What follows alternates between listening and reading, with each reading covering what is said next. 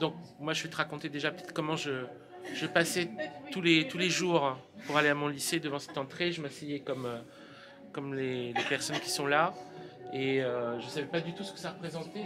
J'avais aucun moyen de savoir ce qu'elle avait voulu montrer Ngoc Duong. Je ne savais même pas que c'était Ngoc Duong, je ne savais pas d'où ça venait, je n'avais rien. C'est il y a quelques années, quand je suis surpassé devant et je me suis rappelé du mystère qu'il y avait dans cette entrée, j'ai fait des recherches, donc du coup j'ai pu parler à Patrick Demanche qui vit au dernier étage, qui est l'architecte maître d'œuvre de Aide Architecte, et il m'a dit que c'était tout le sous-sol, enfin tout le rez-de-chaussée était l'œuvre d'une artiste, Ngoc Duong, qui était initialement une élève aux Arts Déco d'origine vietnamienne, et une amie l'a retrouvée sur Instagram.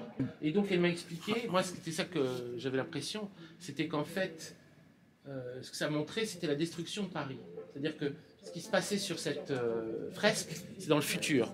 C'est comme si on voyageait dans le temps et qu'ici, soudain, on se retrouvait mettons, dans 200 ans, après la destruction de Paris, et il restait des ruines. Et là, c'était des ruines de différentes époques qui restaient en imitation des ruines de Pompéi.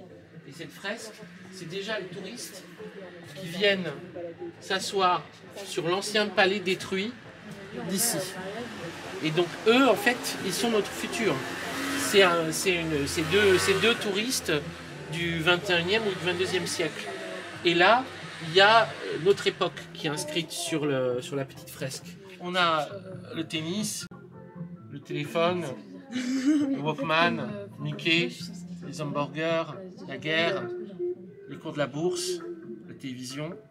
En fait, et la date, quoi, Homo consumator deperditus 20e siècle. Ce qu'elle m'avait dit aussi, parce que ça c'est une toile qui a été peinte et qui a été collée ici, c'est que initialement ce qu'elle aurait voulu, c'est pouvoir en refaire une régulièrement et raconter une histoire à travers cette entrée. Et ça, elle a dû abandonner, c'était trop compliqué, c'était pas compliqué pour nous, elle n'allait pas à chaque fois refaire un bloc de travaux, l'immeuble, ça aurait été très pénible. Donc elle n'a pas continué ça, mais son but c'était de coller toile sur toile et qu'en fait, il aurait fallu toutes les décoller les unes après les autres pour savoir ce qu'il y avait initialement et reconstituer toute l'histoire. Et ce qu'elle m'a même dit, en terminant ça en disant, et dans 500 ans, les extraterrestres, quand la Terre aura été détruite, retrouvent ça et se demandent quelle a été notre vie, quelles ont été nos coutumes. Donc ce qui est super intéressant avec cette fresque, c'est que Ngoc Duong l'a construite ici comme une fresque de la fin de Paris, de la destruction de Paris. Et ce qu'elle ne savait pas et qu'elle a su plus tard, comme moi d'ailleurs, c'est qu'elle était juste en face de la crypte du commencement de Paris. Donc c'est la fin et le commencement, l'alpha et l'oméga sont au même endroit. Rue Pierre-Nicole, juste à 2 pas de Port-Royal, on a l'endroit où Paris commence et l'endroit où Paris finit. Parce que c'est juste en face, on ne peut pas y rentrer, mais qu'on a la crypte où Saint-Denis faisait ses premières, ses conversions des premiers Parisiens à l'époque latine. En dessous de ce garage, il y a toujours un élément résiduel qu'on ne peut pas visiter de la fresque, de la crypte où Saint-Denis pratiquait la conversion des Parisiens, jusqu'à qu'il se fasse arrêter par le préfet Fessinus Senesius, et qu'on le monte sur Montmartre et qu'on lui coupe la tête. Cette musique, mais vraiment, il faut que je la réécoute parce qu'elle est vraiment trop bien. Coca-Cola du futur? Oui, Coca-Cola du futur.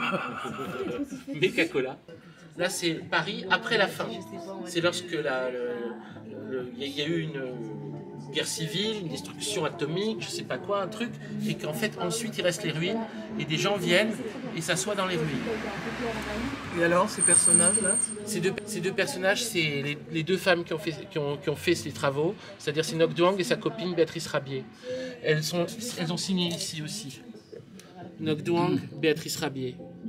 Ce que m'a dit Ngoc Duong aussi à ce moment-là, c'est que leur film repère par rapport à toute leur aventure de construction un peu folle et fabuleuse, c'était Céline et Julie vont en bateau de Rivette.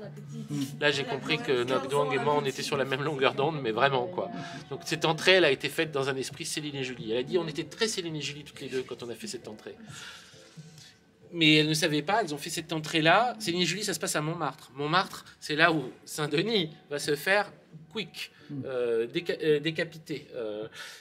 Donc on retourne au début de Paris, début la fin de Paris. Début de Paris commence ici, la crypte de Saint-Denis en face. Il monte l'endroit où Saint-Denis va se faire quick. Montmartre, Céline et Julie vont en bateau. Céline et Julie. On redescend ici. Ngoc et Béatrice vont en bateau. Ngoc et Béatrice font leur fresque. Et vous êtes toutes du quartier en fait. Ouais. C'est votre coin. En fait, avant, on était au collège juste là, et du coup, on a découvert cet endroit comme ça parce que c'était juste à côté de notre collège, et du coup, maintenant, on est au lycée, mais on continue de venir ici parce que. On n'habite pas loin. On aime bien cet endroit. Je sais pas, on a trop l'habitude de venir tout le temps ici, et du coup, maintenant, c'est comme ça. On connaît tous les. Ouais, on connaît toutes les personnes qui habitent ici, du coup, parce que on les croise tous les jours. Ouais, du coup, ça va. Au début, ils acceptaient pas trop qu'on vienne ici, ils étaient là en mode voilà, mais Maintenant, on est les voisins. Ouais, maintenant, c'est sympa. Je vois qu'on vienne, ils sont sympas avec nous, ils nous disent bonjour. Et pourquoi ça s'appelle les abeilles alors? En fait, c'est quelqu'un d'autre qui avait appelé ça les abeilles, mais on sait pas pourquoi il avait choisi ce nom, et c'est juste, du coup ça nous est revenu, et depuis on a tout le temps appelé ça comme ça, et on sait pas vraiment pourquoi, mais c'est comme ça. Ça s'appelle les abeilles. On se sent bien, on aime bien se trouver ici pour parler, pour rester genre des heures sans rien faire, juste on aime bien, c'est tout, on est là, on écoute de la musique, et ça nous va. Ouais, c'est chaud. Ah, il a bizarre pour il a fait.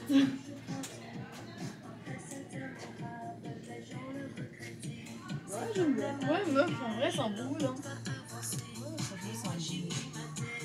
C'est quoi, tu peux mettre tes idées? Ouais, donc tu as déjà l'idée.